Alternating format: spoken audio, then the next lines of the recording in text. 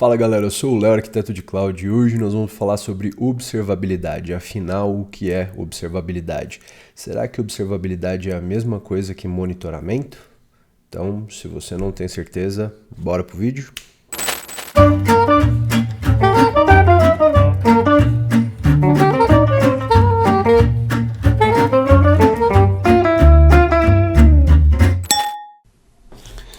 Então, show galera, vamos lá. Qual a diferença, quando a gente fala de uma arquitetura monolítica para uma arquitetura baseada em microserviços ou uma arquitetura cloud native? Por que isso é importante quando a gente fala de observabilidade? Então, o que a gente tem basicamente quando a gente tem uma arquitetura monolítica? Eu vou fazer algumas simplificações. Então, quando a gente tem uma arquitetura do tipo monolítica, basicamente o que a gente tem? A gente tem uma camada de aplicação, uma camada de banco de dados, e algumas vezes a gente tem uma camada web aqui na cara para receber essa requisição. Então, uma arquitetura baseada em 3 camadas, simples, que eu simplifiquei para 2. Qual que é o ponto principal? Quando a gente fala de uma arquitetura monolítica, eu posso ter vários servidores de aplicação. Legal, então vamos supor que minha aplicação mágica tinha 4 servidores de aplicação e 2 servidores de banco de dados aqui em cluster. Legal? Então essa aqui é minha arquitetura monolítica. Qual que é o ponto? Como que eu consigo saber se a minha arquitetura, se a minha aplicação está saudável? Bem, basicamente, quando a gente está falando de uma arquitetura monolítica, o jeito que normalmente a gente faz, a gente tem um agente de monitoração em cada uma dessas máquinas, um agentezinho de monitoração. E esse agente de monitoração, ele coleta para a gente algumas coisas, Ele coleta para a gente métricas. Quais são as métricas principais? CPU, memória, I/O em disco que eu estou fazendo, os logs, Então os logs da minha aplicação, normalmente, como a gente está falando de uma única stack de aplicação, todos os logs ficam exatamente num lugar especial dentro dos meus servidores. Então eu sei o path certinho dentro dos meus servidores. Então aqui na camada de banco de dados, o log do banco de dados, se eu tenho algum erro, alguma falha, alguma coisa. Então, qual que é o ponto principal? Eu sei exatamente onde estão os logs, e como a gente está falando de uma quantidade pequena de máquinas, ainda é factível a gente realizar o deploy desse agente em todas as máquinas para a gente ter ali um monitoramento. Bacana? Imagina o seguinte agora, imagina que ao invés dessa nossa aplicação aqui monolítica, a gente tem uma aplicação baseada em microserviços. Então o que a gente vai ter basicamente? Eu vou ter um conjunto de microserviços aqui no meio. Legal. Esses microserviços podem estar rodando, por exemplo, serverless, podem estar rodando em containers, whatever. E a gente tem alguns bancos de dados sendo acessados por esses microserviços. Legal? Então aqui eu só estou fazendo as chamadas de microserviço, como que eles se interconectam, quais os bancos estão sendo chamados, só para explicar para vocês, Então fica fácil de entender quando a gente fala de uma arquitetura baseada em microserviços, que eu vou ter mais componentes para monitorar. E aí imagina o seguinte, imagina que aqui a gente está falando de containers, a gente está falando de serverless, a gente está falando de databases, e aí imagina o cenário onde cada microserviço desse está conversando, como a gente desenhou aqui, com um database específico. Outra coisa importante, não necessariamente o runtime, o código, o framework que eu estou usando nesse microserviço A é o mesmo no microserviço B, e assim por diante. Aqui eu posso estar rodando, por exemplo, Node, e aqui embaixo eu posso estar rodando Python, e aqui eu posso estar rodando Java. É a beleza do microserviço, Eu não preciso escrever minha aplicação inteira em cima de um único framework. Eu uso a linguagem de programação que a minha equipe tiver mais confortável, que faça mais sentido para aquele microserviço específico. Legal? Então imagina o seguinte, quando a gente fala antes que a gente tinha 6 componentes, 4 servidores de aplicação, 2 servidores de banco, ok, eu instalo o agente, coleto algumas métricas. Quando esse servidor aqui dá problema, por exemplo, é bem fácil de eu saber que foi ele que deu problema, então consigo fazer um troubleshooting ali de uma forma mais rápida. Mas em uma arquitetura mais distribuída, Como que eu consigo saber se esse componente aqui no meio do caminho ele deu problema? Como que eu tenho visibilidade? Legal? Então daí que vem a necessidade de observabilidade. Observabilidade ela tem duas capacidades importantes: de identificar comportamentos indesejados na aplicação, ou seja, o que seria um comportamento indesejado? Se eu estou recebendo um código de erro, se eu estou recebendo um aumento de latência, se eu estou tendo uma degradação na experiência do meu usuário, se eu estou tendo, por exemplo, uma saturação. E qual que é a diferença de degradação e saturação? Degradação é quando algum componente da minha arquitetura está respondendo num tempo de resposta maior. Saturação é quando, por exemplo, eu submeti a minha aplicação a uma carga muito maior do que ela estava projetada, e nesse tipo de cenário a gente pode ter um aumento exponencial da latência, né? A degradação ela tende a acontecer com o tempo, por exemplo, meu serviço está degradado e ele vai degradando com o tempo. A saturação é o tipping point, né? Então, quando eu degrado e eu saturo. E aí o meu tempo, a minha latência aumenta exponencialmente em um momento de saturação. Mas a gente não está falando disso, a gente está falando de observabilidade. Então, estou falando para vocês duas capacidades principais: a capacidade de identificar comportamentos indesejados na aplicação, e os comportamentos indesejados eu simplifiquei aqui por ser erro, latência, degradação e saturação, e também identificar a causa raiz. Então, tão importante quanto saber que existe uma coisa errada, eu conseguir, de uma forma rápida, de uma forma fácil, eu consegui identificar que esse carinha aqui está me gerando problema. Então, como que eu consigo fazer isso em uma arquitetura distribuída? Aí pensa que eu simplifiquei um pouco, né? No fim do dia, a gente está falando que uma aplicação foi quebrada em um conjunto pequeno de microserviços. Às vezes não é isso, né? Às vezes a gente vai ter muito mais componentes, a gente vai ter containers, a gente vai ter serverless, banco de dados, tudo isso fazendo a função daquela aplicação monolítica, né? Então, por conta disso, a gente precisa ter observabilidade.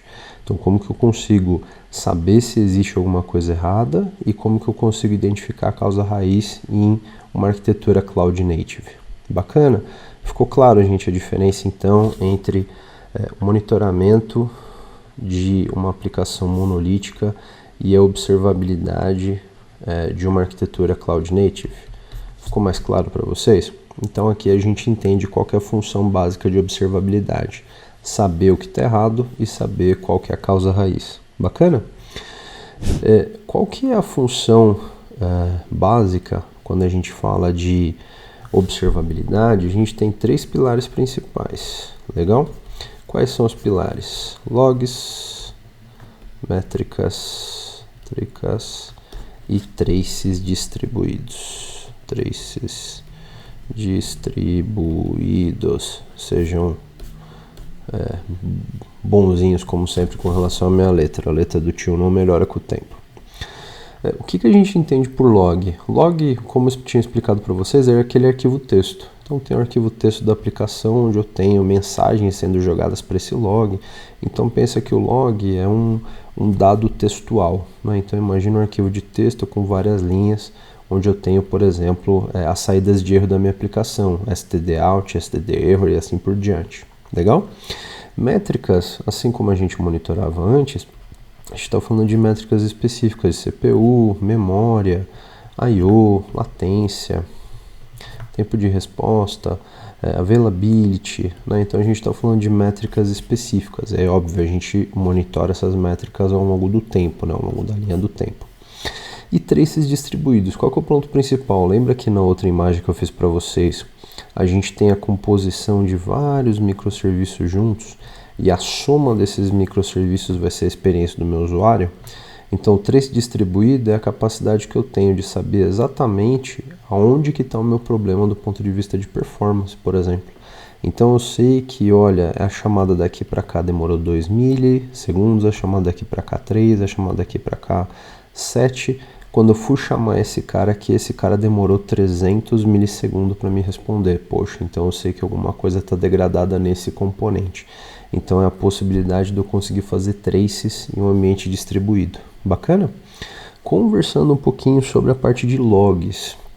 Quando a gente fala de AWS, A gente tem uma stack de observabilidade com serviços, né, que já fazem parte da AWS. Então, o que a gente pode falar aqui? A gente pode falar, por exemplo, de CloudWatch Logs, quando a gente fala de logs. Só que também a gente tem outros serviços, né? Aqui a gente tem serviços, por exemplo, como Elasticsearch. Qual que é a função? Basicamente, o Elasticsearch é a possibilidade de eu varrer grandes quantidades de dados em forma textual. Então, por exemplo, eu quero fazer uma pesquisa por algo específico, uma keyword específica. Eu quero validar, por exemplo, dentro dos meus arquivos de texto. Eu quero validar, por exemplo, com alguma keyword. Então, eu consigo fazer isso de forma massiva por dentro do Elasticsearch. Esse serviço do Elasticsearch, existe um serviço gerenciado para Elasticsearch e agora a gente chama de OpenSearch dentro da AWS. Bacana? Mas isso é para um próximo vídeo. Se vocês quiserem, a gente faz um vídeo de aprofundamento em cima disso. Mas eu só queria dar exemplos de serviços que a gente pode usar para compor a nossa stack de observabilidade. Stack de observabilidade, por quê? Observabilidade, como eu expliquei para vocês, é uma capacidade. Essa capacidade vai ser trazida através de um conjunto de soluções e ferramentas. Legal? Então, você tem ferramentas de observabilidade, mas você não tem uma única ferramenta que faça tudo. Essa é a ideia. A ideia é que você consiga compor ali com diversas ferramentas, a melhor ferramenta que faça, por exemplo, a parte de log, a melhor ferramenta para você, para o teu cenário, que faça a parte de métrica, a melhor ferramenta que faça trace distribuído e assim por diante. Legal? Seguindo aqui na parte da métrica, a gente tem também o CloudWatch Metrics. Então a gente pode usar o CloudWatch Metrics para armazenar essas métricas que estão sendo coletadas. E também a gente tem, em cima de métricas, a gente tem um carinha bem bacana que chama Prometheus. Ou, para quem gosta de falar com sotaque em inglês, Prometheus. Mas no fim do dia, o Prometheus ele é interessante por quê? Porque ele tem o Prometheus Query Language. Qual que é a coisa interessante do Prometheus Query Language? Eu consigo, por exemplo, analisar métricas de um ambiente de containers de forma massiva. Então vamos supor que eu tenho milhares, centenas de containers rodando ao mesmo tempo. Eu consigo, com essa query language, eu consigo, por exemplo, validar uma métrica específica. Eu quero saber, por exemplo, qual que é o consumo de CPU de forma massiva em todos os meus containers. Aqui eu estou dando um exemplo. Então, nessa parte de métricas, a gente tem tanto CloudWatch Metrics quanto Prometheus. Aqui eu estou dando alguns exemplos de ferramenta para vocês, só para vocês conseguirem se identificar um pouquinho.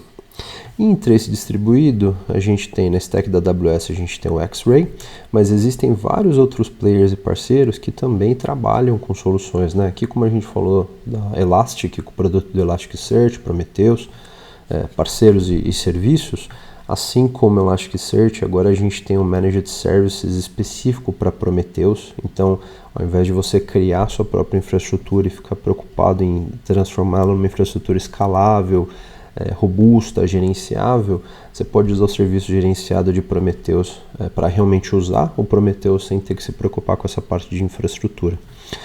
Na parte de trace distribuído, como eu estava explicando para vocês, a gente tem o X-Ray, mas a gente tem outros produtos também. A gente tem New Relic, a gente tem AppDynamics, legal?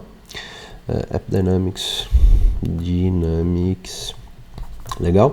Todos eles fazem trace distribuído. Então, no fim do dia, você vai ter um mapinha e esse mapinha vai mostrar para você exatamente as conexões entre os pontos e você consegue saber, desse ponto para esse, quantos milissegundos, desse ponto para esse, desse ponto para esse. Então, você consegue ter uma rastreabilidade muito melhor quando você fala do ambiente ali distribuído, né, de um ambiente cloud native. Bacana? O que eu queria falar? Bacana, a gente falou sobre observabilidade e a gente falou sobre os 3 pilares, logs, métricas e traces distribuídos. Mas e da parte de dashboards? Né? Quão bom é ter tudo isso se a gente não tiver uma forma visual de conseguir analisar essas ferramentas todas? Ou um farol simples, eu sei que está degradado, então deixo vermelho, eu sei que está performando da forma esperada, eu deixo verdinho, né? Então seres humanos gostam de cores. Onde que eu posso ter esses dashboards? Né? Os dashboards nada mais é do que uma representação dos dados que a gente coletou em cima desses 3 pilares. Um produto muito usado na parte de dashboards é o Grafana, legal? E também no último reInvent saiu o serviço Managed Services para Grafana. né? Mesma coisa do Prometheus. Ao invés de se preocupar em montar uma infraestrutura para o Grafana, você já consegue consumir isso como um serviço gerenciado e só usar, né? Você tira o esforço operacional de precisar configurar uma infraestrutura resiliente, etc. E realmente só passa a usar o serviço. Legal? Mas também a gente tem os dashboards do CloudWatch. Então a gente pode usar o CloudWatch Dashboards. Também funciona, também é uma solução interessante. O Grafana é interessante porque ele pode pegar de múltiplos sources, né? Então pensa que eu posso correlacionar muita coisa dentro do Grafana. Então, normalmente quando a gente fala de dashboards, o Grafana acaba sendo uma solução bem adotada em termos de mercado. Legal? Uma outra coisa também que eu queria explicar para vocês é que imagina, né, se por exemplo eu precisar instalar o agente do X-Ray, eu precisar instalar o agente do CloudWatch, eu precisar instrumentar tudo isso, né, ou precisar instalar o agente do New Relic. Então pensa que em cima do meu deploy do containerzinho eu vou precisar fazer customizações para espetar essas soluções todas para começar a ter observabilidade em cima desse container. O Cloud Native Computing Foundation, né, o CNCF, eles lançaram um projeto, né, amadureceram um projeto que ele chama OpenTelemetry.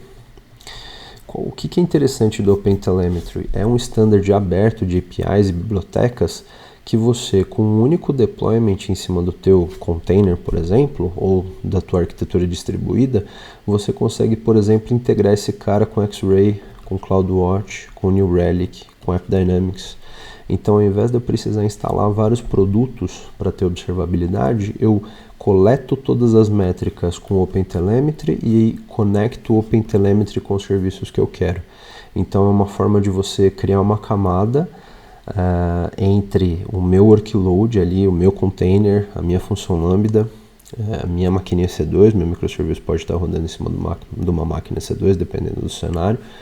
Ao invés de eu precisar instalar vários agentes, eu instalo o OpenTelemetry em cima para fazer a instrumentação e conecto o OpenTelemetry com as outras ferramentas, né? É uma forma de eu conseguir, em uma arquitetura distribuída e Cloud Native, eu conseguir conectar, coletar as métricas e conectar onde eu quiser.